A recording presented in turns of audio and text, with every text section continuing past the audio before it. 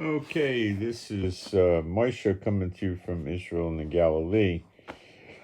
My evening war report. The newest stuff I have is there's been two more countries filing genocide complaints with the International Criminal Court against Israel for their actions in Hamas, and Indonesia takes the cake. They filed a criminal complaint in the court against Israel for occupying Palestine for 70 years. Now, that one really takes the cake. Then, in addition, the president of Israel, Herzog, who is not the prime minister, it's a lower office, more like Secretary of State, was in, I think, Davos, Switzerland. I think that's where it is. Anyway, he had criminal charges filed against him. I believe he's back in Israel. So that's interesting. Um, that's real interesting, you know. Let's see.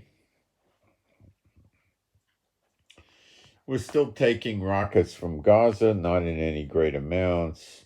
Lebanon seems to be quieting down, but there's still some action up at the border. Quieting down. There's a lot of talk now about Benny Gantz and this guy Eisenkopf leading the next government, and they're telling the people that the elimination of Gaza of Hamas of God I'm sorry of Hamas in Gaza is not realistic. And they want to come in and wrap up the war. Of course, their idea is going to be leave Hamas in Gaza so they can play again against us another day, right? See, Satan doesn't care which spot you vote for as long as they're his. So they're giving us a rotten line of, garbage. What are we going to do with Hamas? Leave them there, they'll attack us again. The only remedy is going to come from the two witnesses, that's it. So the whole world is rising up against Israel now, okay? And just wait till the United States joins them, which isn't going to be a big wait. Things have actually been a little on the quiet side with Lebanon. The Gantz Eisenkopf team are talking that they don't think. They're saying the only way you're going to get the hostages back alive is if you make some sort of a peace deal with them. He says without that, you're not going to get them back alive. So they're trying to take a more realistic approach, but they're giving you another S-spot position. They're not giving you any, good answers. They won't. Satan wants to end Israel, and the people that work for him, heading all the countries and big corporations around the world, are taking their lead from him as well, and that's the reality of it.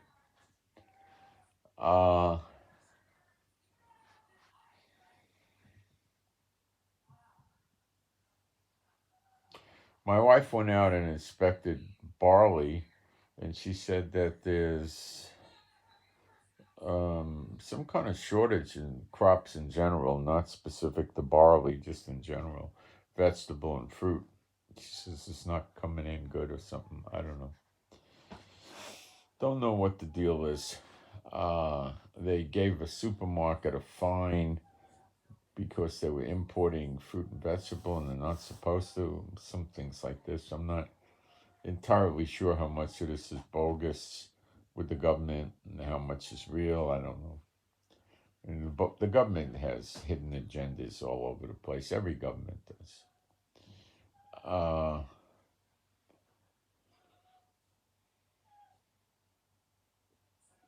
I haven't seen much action coming from Iraq or Syria. I imagine the U.S. and the coalition will be attacking Yemen again, and they're going to have to make provisions to stop the attack on ships in the Sea of Aden, which is south of Yemen, not west. They got a rather decent coastline. It could be,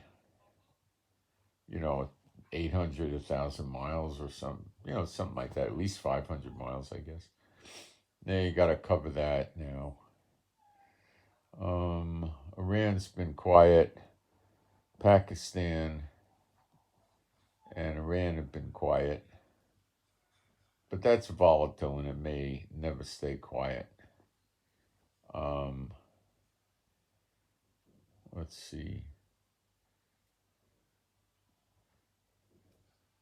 And, I covered a lot about what's going on in America in the video I did in the morning, Israel time. Well, that's about it. So there's nothing really super dramatic to report tonight. So I send my Shabbat Shalom to all those who love Yeshua HaMashiach. And I'm out.